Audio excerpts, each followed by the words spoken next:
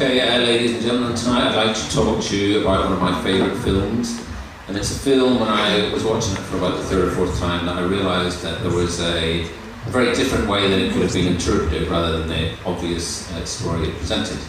And the film in question is The Truman Show, which was made way back in 1998 and stars Jim Carrey as a man who doesn't realise that his entire life is being broadcast as a reality TV show.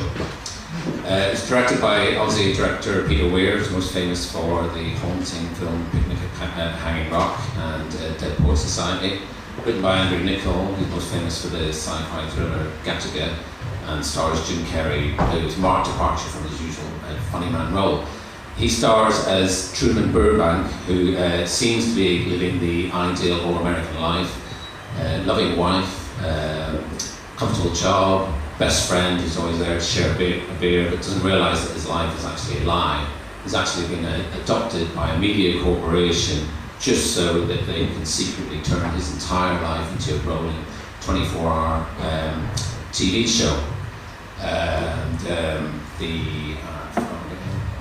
It was lauded as a very incisive look at how TV has invaded every corner of our lives, and given how we now broadcast our own lives via Twitter and Facebook, as could be seen as quite prescient. It won a number of awards, and as is usually the way with Hollywood, led to a slew of imitation films, most of which were pretty crap. But Series 7 is actually really good with Jen. If you ever get a chance to see it, I'd recommend it. Anyway, back to interpretation. I believe there's a number of alternative ways this story could be interpreted, and there's one in particular that particularly intrigued me. See if you can figure out what it might be. At the heart of the story is the story of a man who lives an untroubled life, and he has had a world literally constructed around him to keep him content but ignorant. It shields the truth of the true wider world that exists beyond him.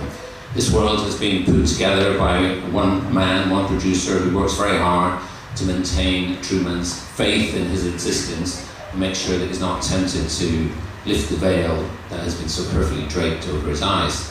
But Truman starts to harbour doubts about his reality. It just doesn't quite add up, despite the fact everybody's telling him it's dandy. He just doesn't buy it. He starts to pick at the thread of his existence until it all unravels and the truth is revealed.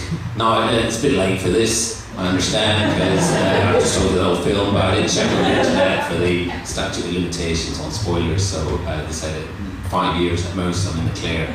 And also Darth Vader's Skywalker's father. He was a man on a lot. But anyway, back to pondering about the universe and realising things aren't all quite what you see. It reminded me of that feeling you get when you start to think that Santa Claus might not be real, or more pertinently, when you think maybe God doesn't exist. So is this, in America, one of those fervently Christian nations on earth, have the filmmakers snuck in an allegorical tale about one man's journey from religion to atheism? Well, let's see how that stacks up. The producer of the show, or curator, is called Christoph, or of Christ. And like any self-respecting deity, he used a combination of love and fear to keep Truman clinging to his faith in his existence. And also the main character is called Truman, or True Man. He's the only true man in the town. Everyone else is an actor. The town is called Sea Haven, or Heaven. Although it seems like paradise, it is soon revealed to be a mirage. As he sails out of the town, on the yacht he sails on has the number 139 on it.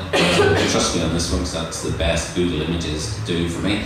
But 139 is believed to be a reference to Psalm 139, which contains these words: "Where can I go from your spirit? Where can I flee from your presence? If I go up to the heavens, you are there. If I make my bed in the depths, you are there." Truly.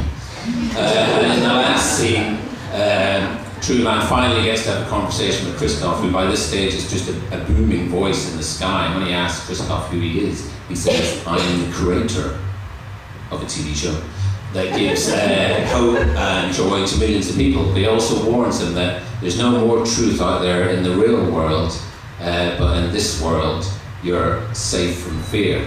And when given the choice between the cold hard truth-based atheism and the cozy life religion, Truman doesn't hesitate to walk out the door into the big wide world. Thank you.